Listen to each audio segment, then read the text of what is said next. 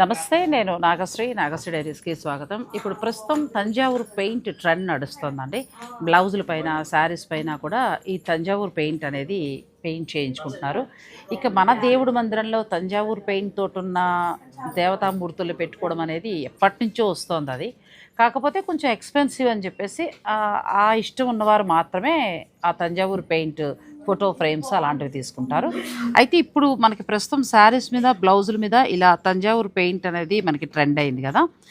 నాకు ఈ బ్లౌజ్ అయితే కమలా కోనేరు డిజైనర్ స్టూడియో వారు పంపించారు. మనకి కమల్ గారు ఇంతకుముందు పరిచయమే. ఆవిడ అన్నీ కూడా ఇలాంటి పెయింట్స్ తనే చేస్తూ ఉంటారు.